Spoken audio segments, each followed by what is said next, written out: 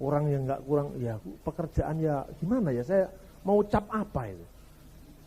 Ya terserah Anda lah, itu buahnya siapa itu. Orang yang terampil-terampil itu kan punya bapak keterampilan itu. Ayat sampai diputar-putar. Menurut ensiklopedia Americana, penomoran ayat itu baru mulai pada abad ke-9.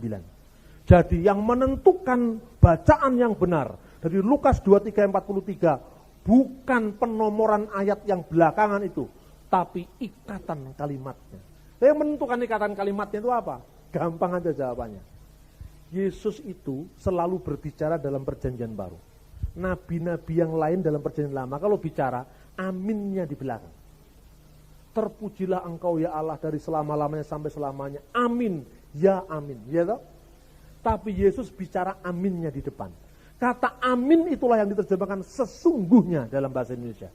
Jadi ketika Yesus mengatakan, sesungguhnya aku berkata kepada amin, amin, lego, hemin. Kenapa Yesus aminnya di depan? Karena dia sang amin, pemilik kepastian. Karena dia sang pencipta sendiri. Dan dalam dirinya tidak ada keraguan, tidak ada mudah-mudahan, tapi kepastian. Maka kata amin hanya diucapkan oleh Yesus. Amin, amin, lego, emin. Pren Abraham genestai, ego, eimi. Sebelum Abraham jadi, aku ada. Nah, ayat itu di seluruh perjanjian baru, itu menjadi ungkapan khas Yesus khotbah di atas bukit. Berkali-kali Yesus mengatakan, kamu telah mendengar hukum nenek moyangmu, jangan membunuh. Tetapi aku berkata kepadamu, sesungguhnya aku berkata. Jadi kata-kata itu muncul tidak hanya di Lukas. Dan tidak ada satu kata pun di seluruh perjanjian baru, ungkapan Yesus yang nyeleneh. Meet in saksi Yehova. Meet in Jehovah Witnesses. Sesungguhnya aku berkata kepadamu hari ini. Itu tidak ada. Hanya kepadamu, koma. Berarti hari ini itu bukan bagian kepadamu. Tapi bagian dari kalimat berikutnya. Kenapa kok hari ini digeser? Karena dalam pandangan penulis Lukas, Firdaus waktu itu sudah ada. Pandangan orang Yahudi pangkuan Abraham. Kalau orang tidak ke Seul, dunia orang mati, ke Firdaus. Sama-sama alam untuk sebelum kebangkitan, tapi yang layak di Firdaus, pangkuan Abraham, yang tidak layak di dunia orang mati. Saksi Yehova mengatakan, roh itu tidak sadar Pak. Karena di Amsal dikatakan, orang mati tidak mengetahui apa-apa. Ini kan tubuhnya. Sama dengan lolobah, wong mati, ra iso obah. Itu tak wong Jawa ya iso ngomong ngono. Gak usah ngutip kitab Amsal. Ini logikanya benar-benar logika yang hanya mencomot-comot ayat, tidak tahu konteksnya. Nah, penulis Injil Lukas dan Injil-Injil yang lain jelas mengatakan, ketika Yesus mengatakan, pada hari ini juga kamu bersama aku di Firdaus. Firdausnya sudah ada, yaitu suasana surgawi yang dihadirkan di surga tempat kediaman Allah, itulah Firdaus. Saksi Yehova punya pendapat, karena yang 144.000 tidak tertampung di surga kloter pertama, Allah bikinkan surga kloter kedua yang dinamakan Firdaus yang akan diciptakan di atas muka bumi. Lah Yesus mengatakan, hari ini juga engkau bersamaku di Firdaus. Lah ini bertentangan dengan ajaran Rusel. Wah kalau gitu, Rutherford ganti komanya. Oh Firdaus ini ayatnya diubah. Supaya apa? Firdaus, hari ini aku berkata. Hari ini tuh baru berkata. Ke surganya kapan? Ke Firdausnya nanti. Kalau bumi baru sudah diciptakan, Firdaus baru diciptakan. Macan tutul bergaul dengan kucing dan kelinci katanya gitu. Lah ini yang jadi masalah. Jadi banyak ayat yang dipelintir-pelintir seperti ini. Tentu tidak cocok dengan eksegese yang benar. Ini eisegese, memaksakan pandangan baru Alkitab dicocokkan dengan pandangannya. Lebih-lebih dalam soal keilahian Yesus. Dia mencoba menyangkal banyak. Dikatakan misalnya, sebelum Abraham jadi aku ada. Ini maknanya justru lebih daripada sekedar pre-eksisten Yesus. Tetapi lebih daripada itu, Yesus itu mengucapkan, Pren Abraham genestai, sebelum Abraham jadi genestai, ego eimi. Ego eimi itu terjemahan Yunani, Septuaginta, ini kitabnya ini. Kalau Anda mau baca, kalau misalnya ada Yehova saya suruh baca sendiri. Lek enggak iso tak kon tobat langsung. Enggak duwe modal kok arepe ngotot kan gitu. Di sini keterjemahan Septuaginta. Ini digunakan kata-kata aser bahasa aslinya. Tuhan bicara kepada Musa, aku adalah aku. Diterjemahkan ego eimi hoon. Akulah dia yang ada. Yehova mengatakan tidak. Kata ini hanya menunjuk bahwa Yesus sudah ada sebelum penampilan fisiknya ke muka bumi. Tidak hanya ayat itu blok tempatnya dimuat. Di Yesaya juga ada di mana kata ego eimi itu terjemahan dari kata-kata anihu, akulah dia. Dan yang mengucapkan itu adalah Yahweh atau Tuhan. Nah kalau Tuhan Allah mengucapkan itu, dan itu diucapkan oleh Yesus, kenapa keberatan mengakui bahwa Yesus sebagai firman Allah adalah Allah sendiri? Jadi ini logika yang sehat, membuat kita tidak akan ikut-ikutan dengan saksi Yehova. Semoga presentasi ini yang meriah dan segar, supaya Anda kalau dibawa pada ayat-ayat yang terlampau jelimet nanti pulang satu-satu. Tapi supaya Anda bisa mengikuti bagaimana problem-problem yang diakibat oleh pandangan nyeleneh saksi Yehova, saya kira presentasi itu cukup. Selebihnya Anda bisa membaca buku ini, dibaca berkali-kali, direnungkan, dicocokkan dengan ayat-ayatnya. Saya kira terima kasih untuk presentasi ini.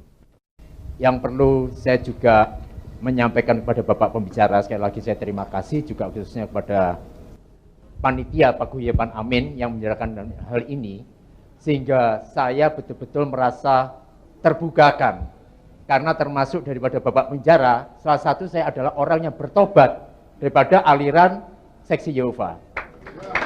Amin. Karena kenapa? Kurang lebih 45 tahun yang lalu, saya adalah orang yang dikader, sehingga kalau saya boleh berdiri di tempat ini, saya mendapatkan suatu kebenaran yang disingkapkan di dalam Yahya 8 ayat 32, begitu Pak, kurang lebih. Kalau boleh saya analisa, di dalam 1 Timotius 4 ayat 16, di situ saya akan mengawasi diri saya sendiri serta ajaran yang diberikan. Sekarang pertanyaannya, sampai sejauh mana seksi Yehova ini mempengaruhi? Karena tadi Bapak Pembicara sudah sedikit memberikan prolog dengan begitu banyaknya, saya ini orang yang kemungkinan mengotak-atik sehingga dari kata ketolologian. Maaf kata, saya tidak menyinggung daripada ahli teolog karena saya orang awam. Tetapi beranikah kita mengatakan, sekali lagi hanya close di komunitas ini saja, jangan dibawa keluar, apakah ajaran seksi Yehova itu termasuk sesat? Karena dulu sekitar 45 tahun itu berkata ajaran seksi Yehova itu termasuk ajaran di bawah tanah, kaldesen. Kalau kita boleh mengambil positifnya, benar. Orang-orang yang memakai filosofi daripada seksi Yehova, itu kerajaan Allah akan terpenuhi daripada orang-orang yang bertobat termasuk saya. Karena sampai dengan detik saat ini, saya menemukan harta yang terpendam di dalam Yesaya 45 ayat 3. Setelah dari Bapak Penjara membukakan.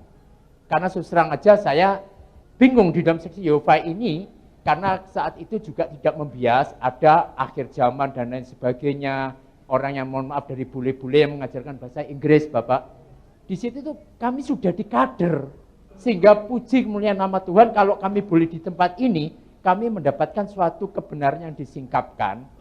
Di dalam arti kata, kalau memang hal ini tidak merupakan suatu brainwashing, mencuci otak, tetapi kita sepakat dengan brainstorming. Jadi kita saling mengisi. Karena kenapa tadi saya katakan kalau kita mengatakan kalau seksi Yehova adalah sesat, memang itu dulu dikatakan memang benar sesat. Tetapi para pembicara dan moderator ada orang ahli hukum, saya juga profesi dari hukum, beranikah kita mengatakan itu? Karena kita akan terkena pidana. Pasal 310, pasal 315 Pak, yang tentunya, kan begitu. Sehingga di dalam hal ini, kalau di dalam Amsal 25 ayat 2, disitulah kemuliaan Allah itu tersembunyi. Disinilah kita hadir untuk mendapatkan suatu penyelidikan. Sehingga apakah di dalam keterselubungan, di dalam 2 Korintus 3 ayat 14, seperti Musa, walaupun konteksnya itu Alkitabiah untuk perjanjian lama ke perjanjian baru, ini kita dibukakan, disingkapkan. Sekarang membias sedikit, kalau begitu seksi Yehova nggak masuk di dalam Bible. Tidak terdapat. Andai kata ajaran itu benar, akan tertulis di dalam kitab kehidupan ini. Mudah-mudahan nama kita di sini juga besok akan tertulis setelah ini. Amin. Karena kenapa? Yudas pun murid Yesus. Walaupun dengan apa kata pun tertulis. Sekarang daripada pengertian kepercayaan lain atau aliran lain, yang Barnabas pun dimasukkan, tetapi juga ada yang mereka tidak mengakui. Tetapi kita tidak berbicara ke sana. Nah, sehingga daripada Bapak pembicara, tolong saya diberikan sedikit keterbukaan.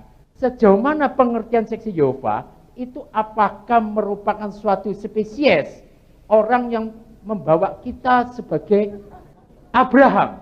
Iman kita dibawa ke sana, mengenal kerajaan Allah, sehingga di dalam Matius 28 ayat 19-20 itu banyak orang yang bertobat sampai dengan kesudahan alam kita akan disertai. Demikianlah sebagai pembuka kata. Nanti dalam audiensi selanjutnya kita boleh lebih hidup lagi, menambah wawasan kita, dan sampai dengan kedatangan Tuhan Yesus Kristus kita tetap akan menerima kebenaran itu. Sekali lagi terima kasih, dan saya sedikit agak kelupaan. Sebelum tadi Bapak pembicara memberikan sedikit pengantar-pengantar bukunya, pada waktu 45 tahun yang lalu, itu saya diberikan buku yang agak besar Bapak, buku oranye, itu gambarnya ada Adam dan yang sekarang katakan Hawa. Dulu saya tidak ngerti Hawa itu namanya Eva. Mohon maaf, gambarnya itu gambar telanjang. Itu dengan begitu getol. Jadi apa yang dikatakan Bapak pembicara benar. Ini di dalam sesi Februari 2007, apakah agama sudah kehilangan pengaruhnya? Apakah saat ini begitu terbuka tren demokrasi? Mudah-mudahan kok besok kita ketemu sama Isra Mahendra, kita tanya pada menteri beliau, sampai sejauh mana ajaran itu kok dibuka keran sini? Apakah ini sudah merupakan suatu era demokrasi? It's okay. Tapi kalau ajaran-ajaran lain yang sesat menimbulkan suatu kericuhan. Karena sekarang sudah banyak agama-agama lain yang juga dipaparkan di sini, itu agama swalayan.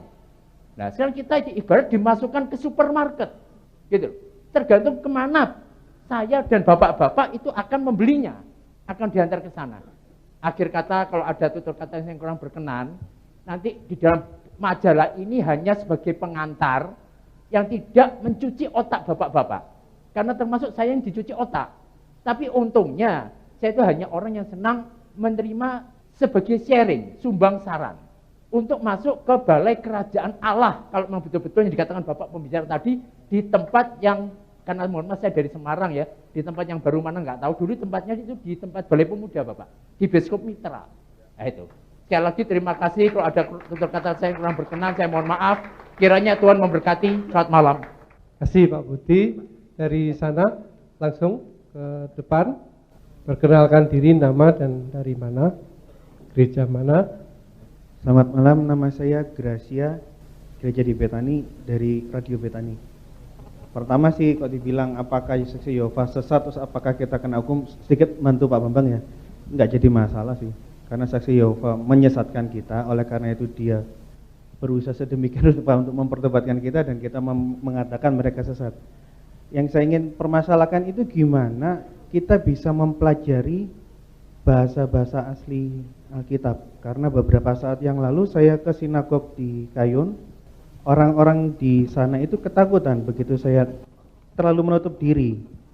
Karena bagi saya dari segala macam yang Bapak Bambang bilang, itu akan lebih mudah kalau kita semua itu bisa mempelajari dengan cara yang gampang, bukan dengan jenjang berbelit-belit. Sekolah teologi itu pun bahasanya pun tidak terlalu mendalam, untuk jemaat umum supaya kita bisa mengerti baik bahasa Arami, bahasa Ibrani maupun bahasa Yunani, sehingga kita bisa memilih argumentasi yang kembali merujuk ayat-ayat asli.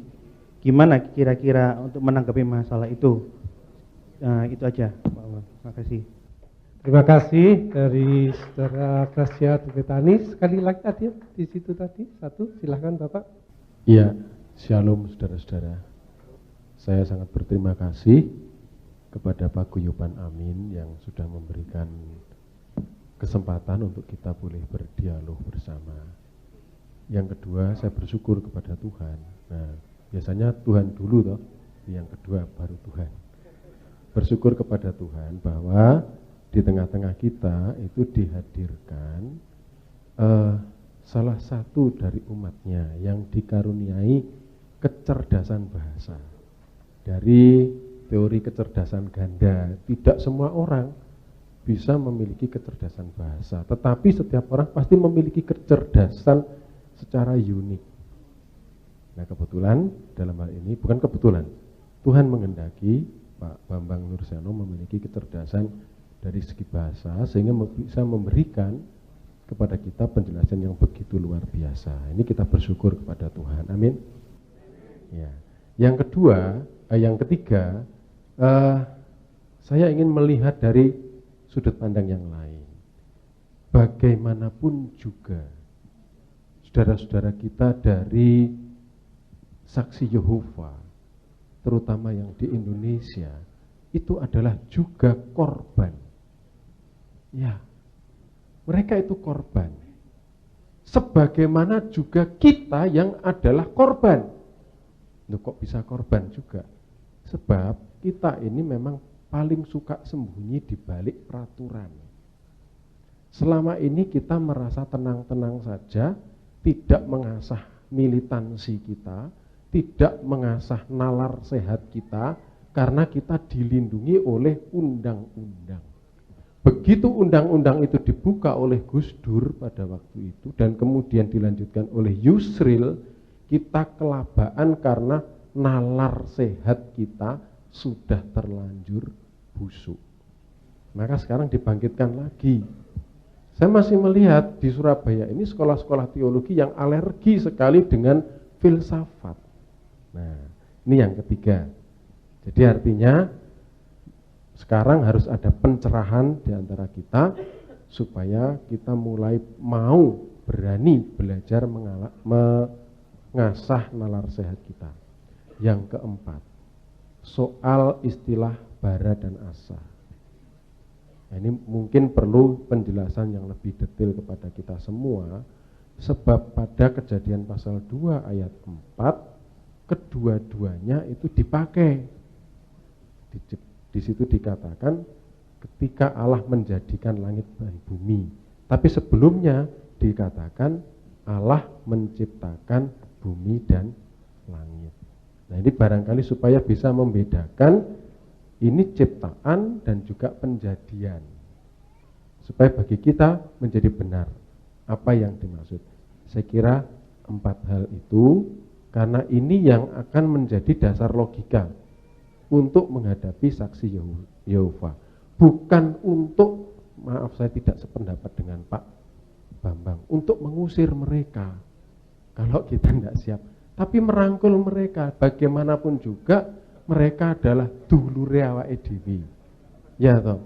Saya berkali-kali didatangi oleh teman-teman saksi Yehova. Ya, saya ledeni pelan-pelan dengan logika-logika yang mudah, ya kan? Ya, saya tidak tahu apakah dia mau sadar atau tidak. Nah, yang kelima ternyata ada, Pak. Yang kelima. Begini, ada yang keliru dengan gereja. Sebab yang dilakukan oleh saksi Yehova ternyata juga sering dilakukan oleh gereja, di mana warga jemaat hanya diindoktrinasi, disebari traktat-traktat tanpa diajari bagaimana berlogika, bagaimana menalar secara sehat dari ajaran-ajaran Kristen. Dan sekarang ketahuan bagi kita bahwa kita kedodoran sekali berhadapan dengan saksi-saksi Yehova. Terima kasih, Tuhan memberkati. Tapi begini maksud saya terima kasih untuk beberapa ungkapan. Gaya saya itu memang gaya meledak-ledak. Tetapi itu sebetulnya hanya satu trik untuk membuat orang tidak mengantuk dan mencermati materi. Sebab banyak sekali orang-orang pintar tapi tidak pintar mengajarkan ilmunya kepada orang lain. Akibatnya ngantuk. Mengajarkan sesuatu yang sifatnya sangat kompleks, sangat rumit.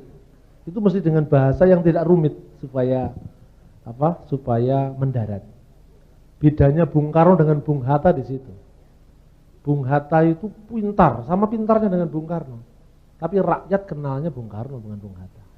Karena Bung Karno bisa menyampaikan bahasa-bahasa yang rumit menjadi bahasa rakyat, bahasa orang dalang, bahasa orang ngidung gitu.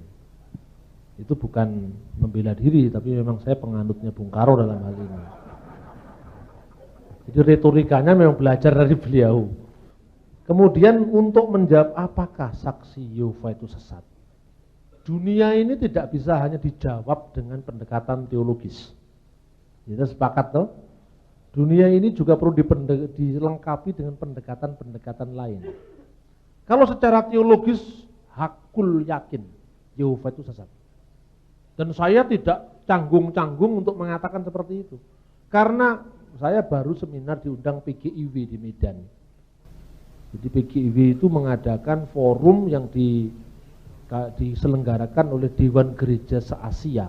Saya jadi salah seorang pembicaranya dengan salah seorang doktor dalam kajian kesetaraan gender, itu muridnya Pak Wismadi Wahon almarhum dulu waktu di Jerman. Dia pernah studi di Jerman. Nah, saya ketemu dengan salah seorang tokoh PGI di sana. Dan dia mengatakan, saudara-saudara sekarang ini adalah era keterbukaan.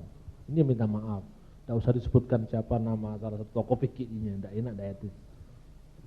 Era keterbukaan ini nanti kita harus saling menerima saudara kita. Kita bisa berkumpul dari kalangan Pantekosta, dari kalangan Protestan, dari kalangan Baptis, dari kalangan Ortodok, dari kalangan Katolik, juga saudara-saudara kita Mormon dan Saksi Yehova. Nah, ini bukan persaudaraan, ini nanti kalau jadi masalah yang jadi korban justru gereja, justru PGI. Ini saya kira pendapat yang tidak bijak. Sebab orang itu seplural apapun pasti ada pilihan. Gus Dur itu pluralis. Tapi suruh ngomong Yesus anak Allah yang tidak mau dia. Loh, kita kadang-kadang karena lihat sosoknya Gus Dur itu pluralis, kita melok-melok pluralis padahal kita orang ngerti definisi pluralisme itu apa. Nah, ini karena penyakit kita itu melu-melu itu loh. Saya ini bergaul dengan banyak orang. Saya di kalangan teman-teman Intervide ditokohkan, Pak Bambang itu ini salah satu tokoh ini penggerak pluralisme. Ya, pluralisme sosiologis sesuai dengan ajaran kayak emputan tular, Bhinneka Tunggal Ika dan sumpah sakti bangsa kita. Tapi kalau soal ngomong tentang Tuhan Yesus tidak pluralis saya. Bodoh kalau ngomong pluralisme. Karena kalau saya ngomong Yesus pluralis, untuk apa saya tinggalkan agama saya yang lama dan saya jadi Kristen? Itu bukan soal pilihan tanpa resiko. Resikonya ono, tapi nggak usah lah kesaksian. Nanti kan yang diagung-agungkan kan saya, bukan apa yang saya sampaikan. Saya itu paling tidak suka dengan kesaksian-kesaksian model gitu, karena apa? Buahnya itu bukan mencerdaskan orang, tapi menokohkan orang gitu loh. Ya sebetulnya ya kalau orang ngelem saya tersanjung juga. Cuman persoalannya jangan yang tersanjung itu dipelihara, dipupuk-pupuk, nanti jadi lain gitu. Terus kemudian kalau pendapat saya, mereka kan bukan orang-orang yang ortos, yang lurus secara ajaran. Mungkin saja mereka ortos secara praksia, jadi ortopraksianya mungkin malah ada orang yang ajarannya lurus tapi tukang ngapusi. Mungkin dia saksi Yehova jujur. Tapi kejujuran semacam itu tidak memadai kalau diwacanakan. Karena apa? Orang sering mengatakan, dalam konteks pluralisme ini, saya kan Anda bertanya tentang sesat tidaknya itu mesti harus hati-hati dijawabnya. Orang sesat tidaknya, orang dalam era yang memang beragam majemuk begini.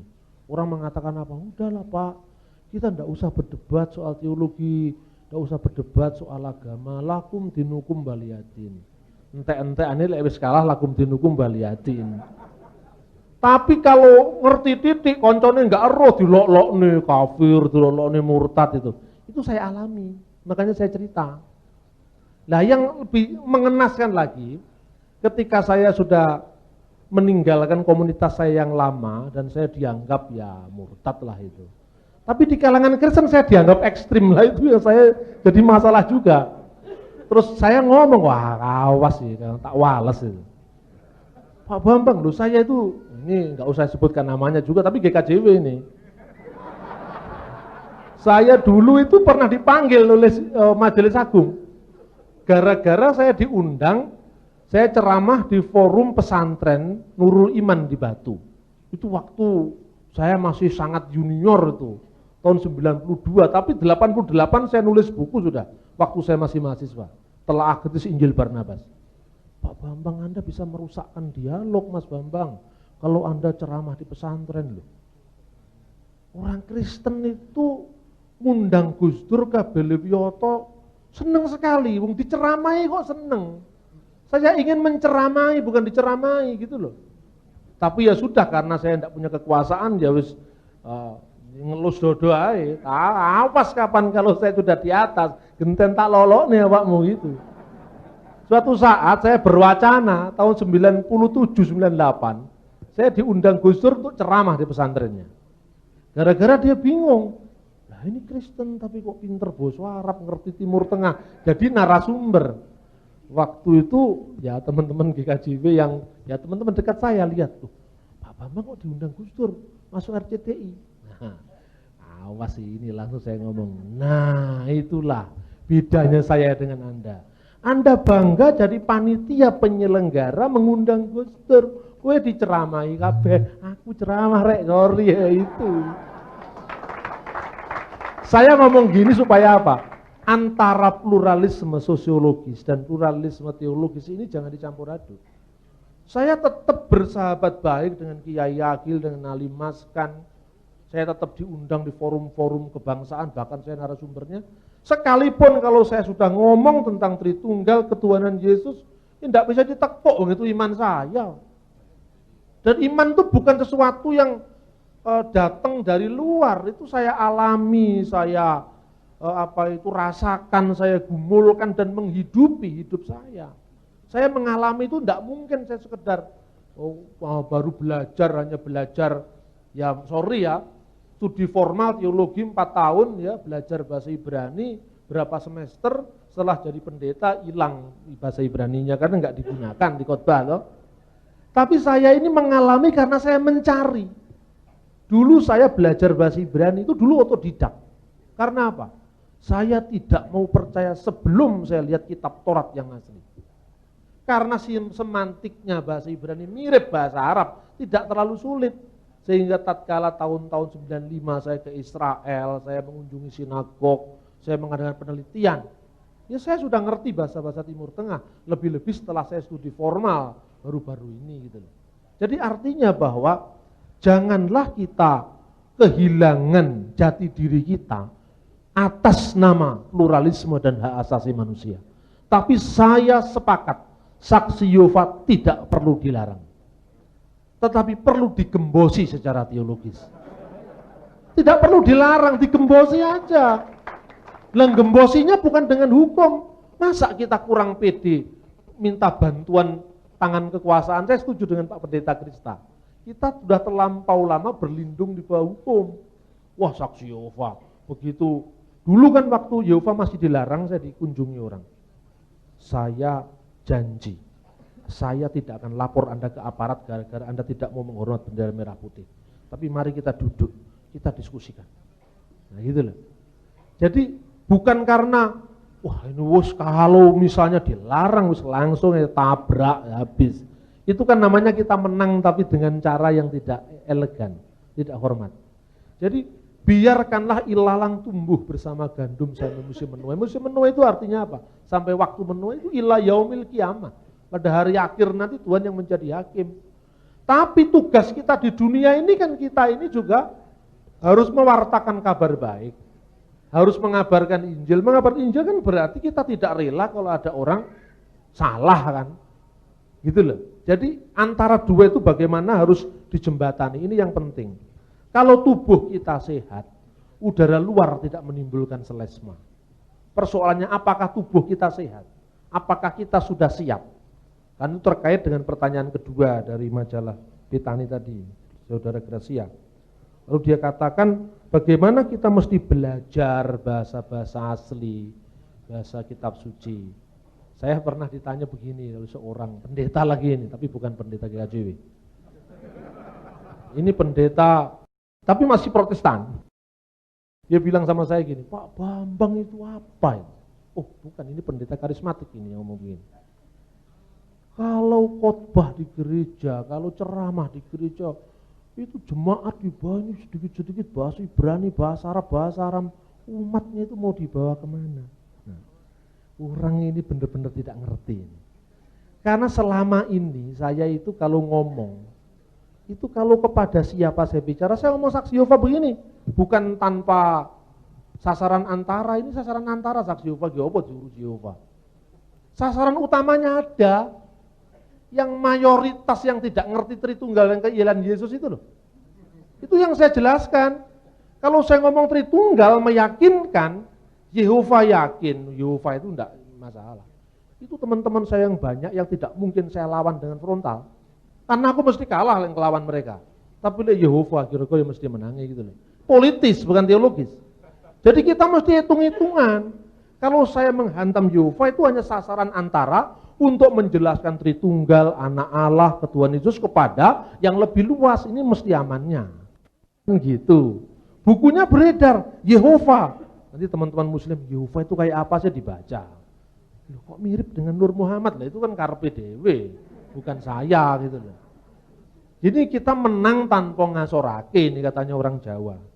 Kemudian bagaimana caranya kita mempelajari? Saya katakan, kalau orang Kristen selama ini bicara berdialog dengan muslim, itu kan kendalanya apa?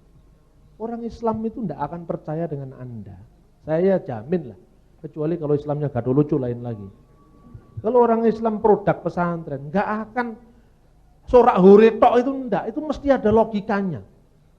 Jadi kita membaca kitab, mana aslinya? Karena orang Islam itu yang penting asli walaupun enggak ngerti. Kalau orang Kristen kebalikannya, yang penting ngerti walaupun enggak tahu yang asli. Lah keduanya itu dijembatani. Makanya bagi saya sekolah-sekolah teologi itu jangan hanya mengajarkan bahasa Ibrani sebagai bahasa sekedar tahu Alkitab, tetapi juga bagaimana menjadi bahasa yang bisa menjembatani rintangan dialog ketika kita berbicara dengan muslim. Gitu loh. Orang mengatakan, saya ini berkali-kali saya ceritakan, tapi saya tidak bosan menceritakan. Sedang fotokopi Biblia Hebraika ini, karena saya gagap teknologi. Untungnya saya punya istri lumayan lah dengan komputer. Tuhan melengkapi saya, kalau nggak nempel aja terus. Kata Mas ini cropping saya. Saya cropping ini dari fotokopian, saya masukkan di makalah. Lah ada ibu-ibu Madura yang dekat saya. Kitab apa itu, Dik? Gitu. Ini saya lihat, ini kitabnya Nabi Musa ini. Kitab Taurat. Masih ada ya katanya. Lah ini, coba saya lihatnya. Wah, seperti iso-iso dibaca. Saya mau fotokopi. Lu untuk apa? 5 lembar, saya kasih 10 lembar. Untuk apa? Dia langsung ngomong serius sekali mandang saya. Berarti kiai saya itu bohong.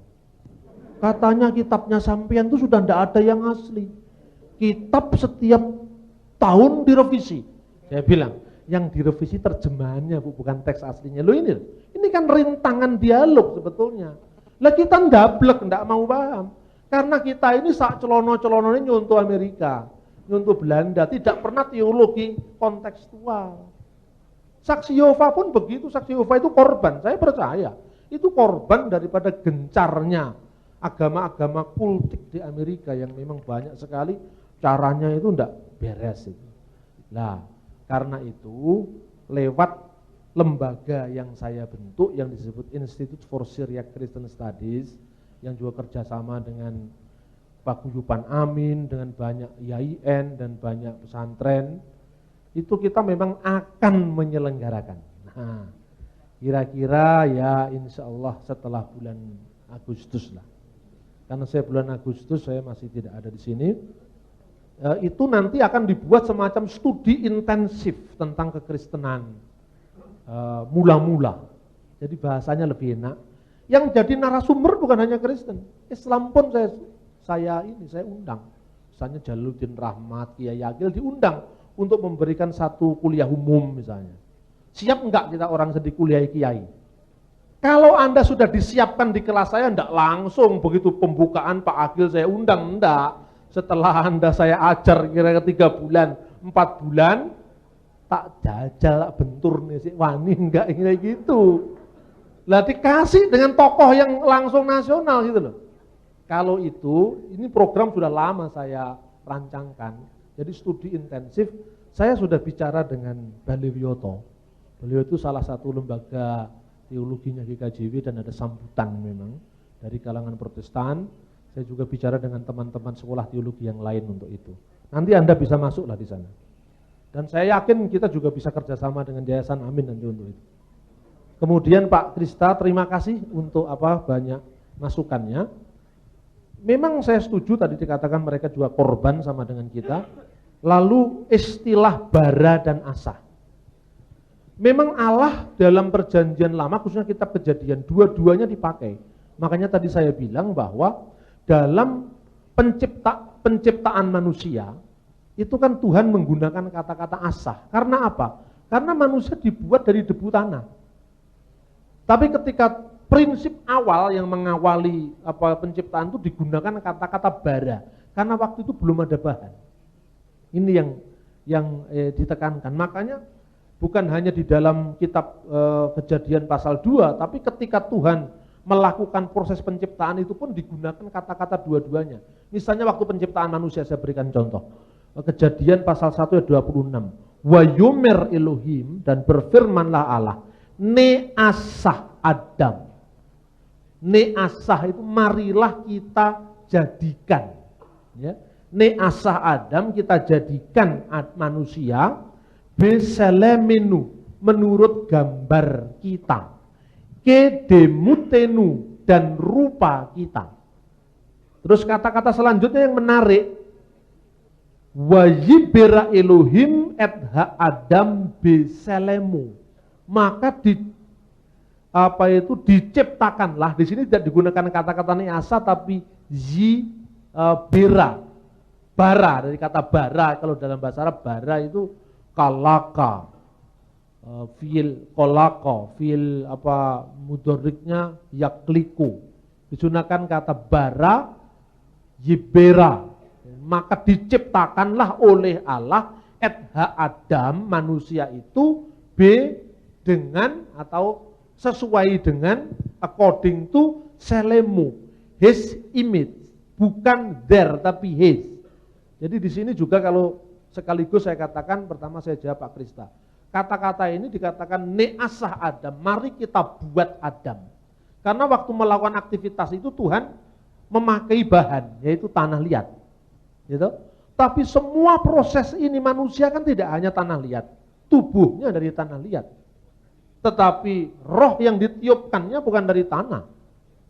Nah, Tuhan menggunakan kata yang lain untuk menggambarkan keseluruhan proses itu, digunakan kata-kata bara.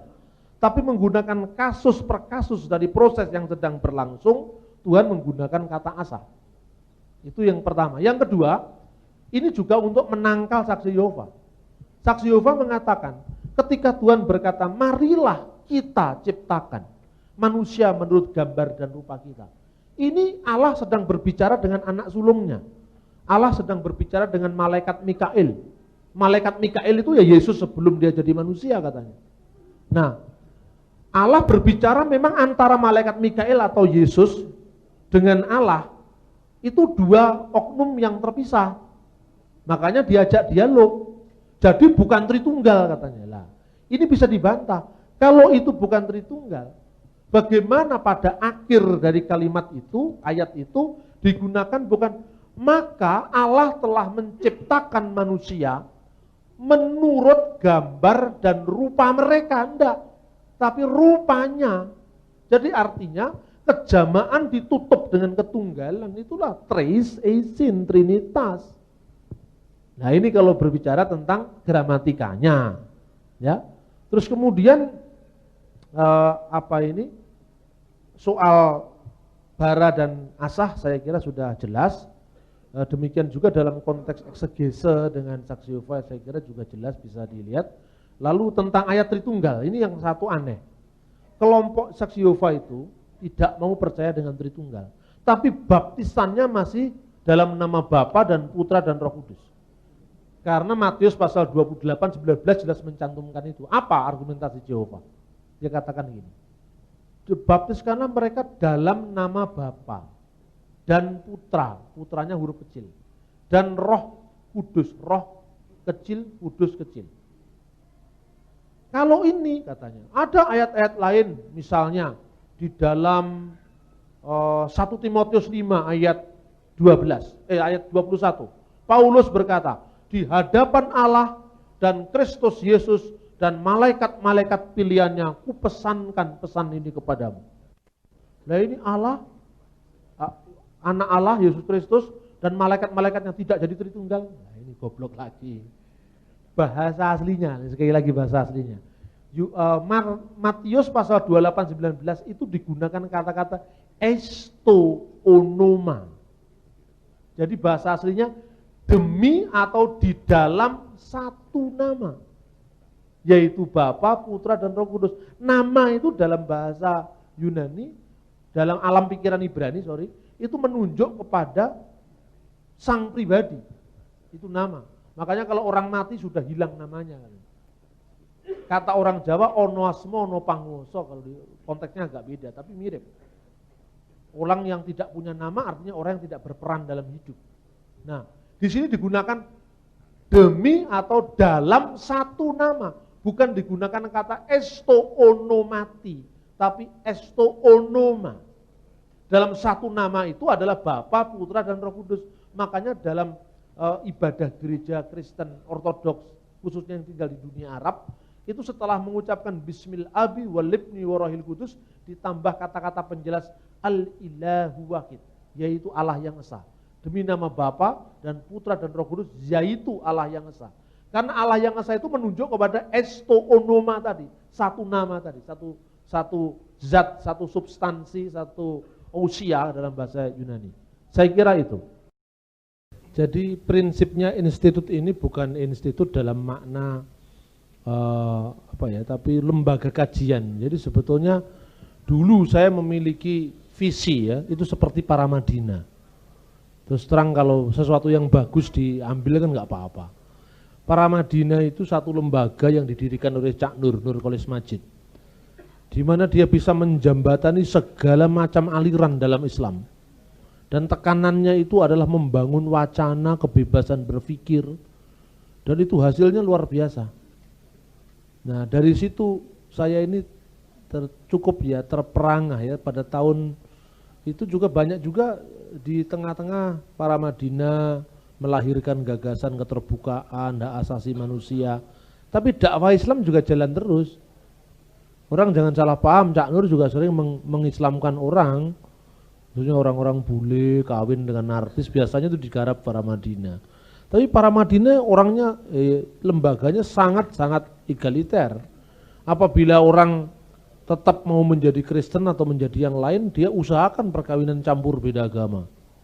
Jadi dia bisa menjembatani antara artinya kepentingan dakwah Islam, tapi di pihak lain untuk menunjukkan Islam itu bukan agama pemaksa, bukan agama yang menteror, kira-kira seperti itu.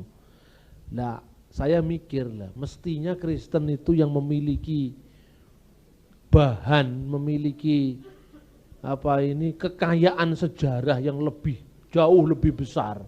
Ini kan mestinya diekspos ya. Nah, kenapa ISCS ini? Saya hanya butuh waktu 5 menit saja. Kenapa ISCS? Institute for Syria Christian Studies ini bukan arahnya kepada pembentukan gereja. Kita ini sudah capek lah terlalu bikin gereja-gereja merek baru, terus kemudian mengklaim yang paling benar tukaran karo koncone, ini sudah bukan zamannya lagi sekarang. Wacananya itu adalah wacana keilmuan, bukan wacana kegerejaan. Sekalipun kita berpartner dengan gereja. Nah itu alasannya mengapa saya tidak menjadi gembala sidang, karena memang itu bukan panggilan saya. Saya kira saya bisa melintasi banyak aliran, banyak gereja, di situ kita membangun kebersamaan. Lah, kan tidak mungkin semua kita urusi.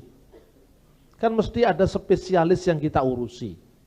Indonesia ini problem terbesarnya apa sih sebetulnya? Problem terbesarnya adalah membangun kebersamaan yang dialogis dengan umat Islam. Itu yang terbesar. Nasib negara ini tentukan dua umat itu, Kristen dan Islam. Di satu pihak orang Kristen itu memiliki dua sikap ya. Satu yang namanya ekstrim, kanan atau kiri namanya atau apalah, pokoknya penginjilan. Apapun konteksnya tidak perlu, yang penting tabrak saja lah, ini ekstrim yang pertama. Yang begini kadang-kadang kontraproduktif. Kalau kita masih bisa melakukan penginjilan dengan cara yang lebih baik, kenapa kita harus nabrak-nabrak pagar? Ada banyak orang dipompa semangat jihad Kristen dalam tanda kutip. Kita siap mati untuk Yesus. Yesus saja yang sudah siap mati untuk kita. Waktu di kayu salib dia mengatakan, kalau boleh cawan ini berlalu daripada aku. Tapi jangan kehendakku yang jadi, tapi kehendakmu. Ada pergumulan. Jadi kita ini tidak zamannya lagi lah dicuci otak gitu. Jadi ya brainstorming bukan brainwashing. Ada wacana, ada pilihan, itu saya kira lebih penting. Ekstrim kedua, pokoknya yang penting gereja itu melayani orang miskin. Gereja itu bergerak di bidang sosial. Tidak perlu penginjilan. Nah ini ekstrim kedua.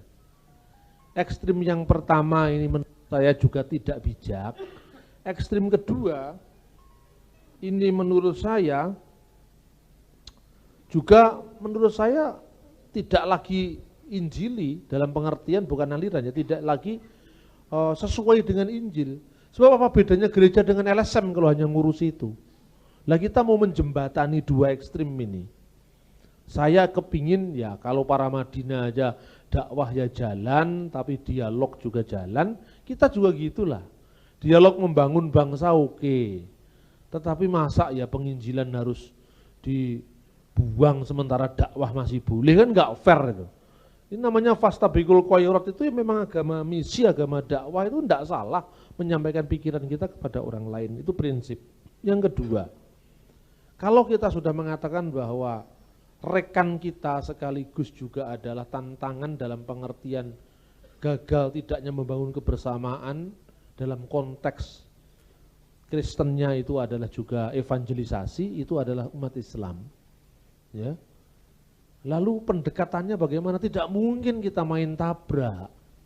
Kalau itu jelas penodaan agama, kenapa harus kita lakukan? Orang Kristen kan sekarang ingin mencetak Yusuf Roni jilid 2. Yusuf Roni jilid 3, Yusuf Roni, di produk Gusti Allah satu kali, ojo nyuntut Yusuf Roni. Sekarang eranya sudah berubah, dengan era 30 tahun lalu era bacok-bacokan waktu itu kan eranya, sekarang udah era dialog. Yang menang sekarang, yang menang dalam pertarungan wacana, bukan dalam pertarungan otot sekarang. Pertarungan wacana berarti kita siap enggak? Yehova itu hanya riak kecil dari gelombang maha dahsyat tantangan kita ke depan, kata Bung Karno. Kecil, jadi yang besar itu tadi justru sasaran utamanya tadi. Gimana membangunnya kita sekarang? Saya ketemu dengan Pak Olaf Suman 10 atau 15 tahun yang lalu. Pak Olaf Suman itu adalah seorang teolog dari gereja Protestan, tetapi dia ini di Indonesia dianggap begawan Islamologi oleh Nurkolis Majid, oleh tokoh-tokoh Islam di Indonesia. Itu yang membuat saya terkesima. Orang Jerman, orang Barat bisa begini. Mosok kita Indonesia meskipun panganannya sego gak iso ngene. Saya itu yang mengilhami saya. Padahal katakanlah budaya Timur itu memiliki kelebihan dari budaya Barat dalam soal berwacana. Dalam konteks budaya, itu penting. Orang Barat kan tidak mungkin hafal. Pak Olaf itu sepinter apapun kon ngapalnya ayat tidak hafal. Orang Timur kan biasa nembang, biasa mau copat, ngapalnya gampang. Lah orang-orang kita hadapi itu wong sing suka ngapal nih. Asalkan bukan sekedar hafalan taruh artinya sih gimana. Tahu gitu. Islam itu sebagian masa lalunya ada di Kristen, tapi Kristen yang mana? Protestan jelas bukan, munculnya abad ke-16. Katolik jelas bukan, budayanya Latin. Kristen Timur Tengah. Kristen Timur Tengah itu kan ada Kristen Koptik, ada Kristen Armenia, ada Kristen Ethiopia, ada Kristen Yunani. Tapi yang apa? Ternyata itu Kristennya Kristen rumpun Syria. Kalau Anda pernah mendengarkan apa itu? Tesis yang sangat menghebohkan, Lusenbach, yang jadi heboh di dunia. Itu karena dia membuktikan bahwa vocabulary Al-Quran itu untuk sebagian besar diambil dari bahasa Aramaik, yang notabene bahasanya Tuhan Yesus. Ini yang mau saya angkat, sehingga wacana Kristen Syria ini saya angkat dalam rangka menembus dialog teologis dengan Islam yang selama ini buntu. Nah itulah rahasianya kalau saya cerita bumbu masaknya dapur saya, kenapa saya diundang di mana-mana. Saya enggak pernah minta diundang loh, saya diundang malah disangoni apa saya. Yang undang bukan gereja, ini pesantren, IAIN kan enak juga. Wong orang diundang aja biasanya kita enggak mau gitu. Ini saya diundang masih dikasih angpau kan lumayan juga. Kalau angpaunya dari saudara saya umat Kristen udah wajar. Ini angpaunya dari orang yang justru saya dalam tanda kutip injili, itu kan enak itu. Lah ini ilmunya kan ada yang seperti ini. Nah saya ini terus dipaido sama banyak orang. Mas, lek sampean mati katanya. Sampean sik duwe dosa siji. Apa? Ilmumu ora tau kok tularne wong liya. Ditagih Gusti Allah ning akhirat katanya. Ya sudahlah, kemudian perlu ada yang namanya multiplikasi. Nah, multiplikasi ini kan lewat jalur pendidikan. Saya tidak mungkin lewat pendidikan formal ansih. Karena justru orang awam itu menjadi ujung tombak. Ini yang perlu digarap. Nah, penggarapan kita selama ini memang belum terlalu serius. Cuman ada forum bulanan pada hari Selasa, minggu kedua di WR Supratman nomor 4. Tapi itu kan audiennya kan beragam. Ada yang senior sekali. Ada yang ya baru datang tiba-tiba diajak ngomong tentang sejarah Tritunggal. Dari terminologinya, sejarahnya, pertarungan-pertarungan pemikiran sampai zamannya Arius dihantam Konsili Nikea. Kan mumet orang seperti itu, kan harus ada kemasan. Kemasan yang bagus itu kemasan untuk awam. Inilah kemudian kami, saya, Mas Hedi, teman-teman yang lain kumpul kalau perlu dikemas dalam kemasan yang lebih marketable. Ya jadi seperti kalau itu loh, ISQ program yang ditawarkan itu aja bisa melahirkan 600.000 orang yang sertifikatnya ditandatangani oleh Ari Ginanjar. Yang gitu aja laku, padahal itu teori Yahudi yang diambil alih oleh Ari Ginanjar. Itu kan teorinya siapa itu Dana Zohar tentang kecerdasan intelek, kecerdasan emosi dan kecerdasan spiritual. Itu dari 2 Petrus pasal 1 ayat 3 sampai ayat 11 itu. Nah itu karena dikasih stempel Quran jadi Islami gitu loh. Nah kita ini yang punya produk, karena orang pinter ngedol kalah terus. Karena kita kalah dalam pertarungan wacana. Nah saya pikir ini memang tidak bisa dikerjakan sendiri. Saya kalau lihat tulisan-tulisan saya tahun 98, 97, memang ya saya sadar kalau saya tulisannya itu angker sekali, nggak tersentuh gitu loh. Tapi kalau sekarang saya nulis kan enak, lebih cair gitu. Ya tapi itu proses pembelajaran lah. Saya berpikir orang seperti saya itu dialami oleh orang lain.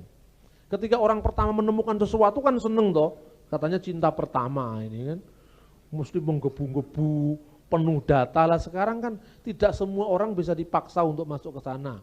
Nah makanya konteksnya nanti ada sejarah gereja.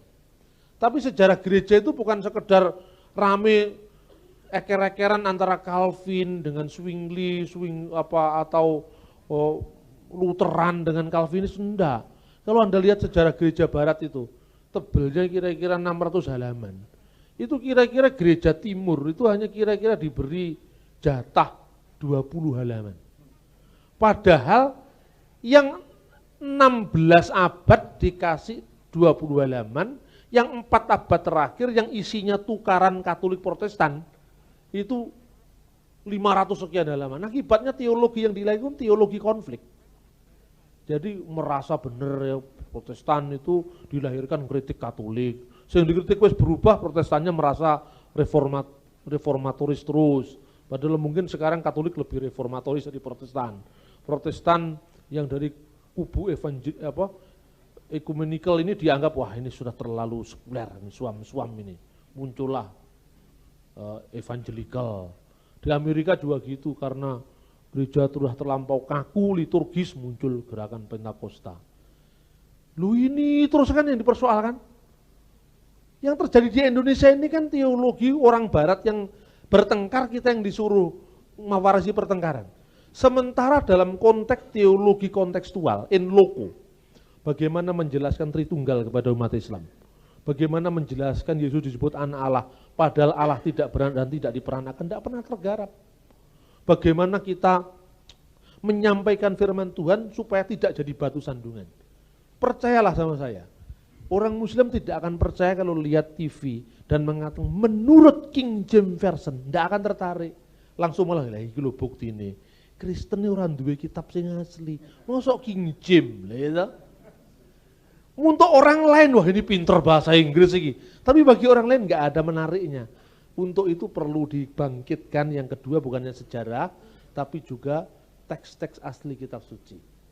Bukan kita menjadi seorang ahli paling tidak kita mengakrabi kitab suci kita sebagaimana yang ditulis mula-mula. Lu kan menarik. Yang ketiga, wacana historis. Wacana historis ini sangat penting. Sebab apa? Islam Kristen, ini kalau bentrokan soal normatif, ya memang enggak teologis, memang tidak ada titik temu. Lalu ada orang yang frustrasi, tidak mungkin kita dialog teologis, yang bisa didialogkan ada dialog karya. Kerja bareng-bareng, bangun jalan, atau bangun jembatan. Terus kemudian orang mengatakan, sudahlah Pak Bambang kita tidak usah diskusi teologis, nanti akan jadi pertengkaran. Karena bertengkar itu kan karena kurang bahan. Bertengkar itu kan karena podo raruwe, ngotot kan gitu. Nah sementara kalau ada data begitu banyak, orang kan rasa ingin tahunya harus tergarap. Masa ada naskah laut mati, coba bayangkan. Saudara-saudara teman kita, umat muslim menganggap bahwa Alkitab itu sudah dipalsukan. Nah ini saya mau mengekspos ini. Ini penemuan naskah-naskah yang dinamakan naskah-naskah laut mati. Saya bulan Juni sampai Agustus kira-kira mau neliti ini. Naskah ini ditemukan pada tahun 150 sebelum Masehi. Ini perjanjian lama isinya. Sebelum penemuan naskah laut mati yang disebut Dead Sea Scroll, naskah Alkitab kita yang tertua itu berasal dari abad 10 Masehi yang disebut naskah Masoretis. Setelah dibandingkan naskah abad 10 dengan naskah abad pertama sebelum Masehi, itu jaraknya kira-kira 1100 tahun. Tidak ada perubahan apa-apa yang berarti. Berarti Alkitab dipalsukan itu dongeng, bukan fakta sejarah. Untuk menghadapi fakta sejarah maka kita perlu meneliti peranan penemuan laut mati dalam membuktikan otentisitas Alkitab. Saya yakin kalau suatu saat kita memiliki yang namanya museum Alkitab, dan kemudian scroll-scroll dari laut mati itu kita pamerkan satu-satu. Peserta terbanyak yang hadir bukan orang Kristen, tetapi orang Muslim. Karena mereka prasangkanya bahwa Alkitab dipalsukan itu kan dihantam dengan fakta. Nah inilah perlunya pertarungan wacana tadi. Ini saya pun sudah pernah menggagas ini bersama Lembaga Alkitab Indonesia tahun 1999 sampai kemudian munculnya terjemahan Arab Indonesia itu kan ketua timnya Pak Olaf. Olaf Suman saya termasuk tim pembacanya. Sekarang sudah ada Alkitab Arab Indonesia. Sebelumnya Ibrani Indonesia, Yunani Indonesia. Ini kan bagus sekali. Nah, terus pertarungan terakhir ini soal sejarah. Sekarang gini contohnya, pernah saya ngomong di Paramadina ya. Dalam studi general di Paramadina. Bayangkan Islam, Kristen, Yahudi ini kan pertengkaran keluarga ini. Ini secara budaya. Podo-podo ngaku jadi turunannya Ibrahim. Mana ada orang Yahudi yang berdoa tanpa nama Ibrahim? Orang Yahudi itu kalau berdoa pembukaannya kan Baruch atah Adonai Eloheinu melek ulam Elohe Avram, Elohe Yakub, Elohe Yisak, Elohe Yakub, Magen Abraham. Terpujilah engkau ya Allah, Tuhan Eloheinu Allah kami, Raja semesta alam, Allah yang disembah Abraham, Allah yang disembah Ishak, Allah yang disembah Yakub, perisai Abraham. Orang Kristen pun perjanjian baru disahkan dengan klaim bahwa Yesus menggenapi janji Allah kepada Abraham. Buka Matius 1 ayat 1. Perjanjian dulu kita buka pertama kali. Inilah silsilah Yesus anak Daud, anak Ibrahim, anak Abraham. Quran begitu Islam, sembahyang tidak ada, tanpa bacaan kama shallaita ala sayyidina Ibrahim wa ala ali sayyidina Ibrahim wa barik ala sayyidina Muhammad wa ala ali Muhammad kama barakta ala sayyidina Ibrahim, enggak pernah ada. Ketiga-tiganya ngaku keturunan Ibrahim. Pernah enggak bertanya, Ibrahim iki wong endi alamat endi? Inilah sejarah pentingnya. Ibrahim ki omahe endi alamat endi? Waktu dia berdoa kepada Allah, dia nyebut Allah itu dengan sebutan apa? Orang tidak terpikir, karena dalam hal ini agama seringkali menggoblokkan manusia. Ini persoalan, karena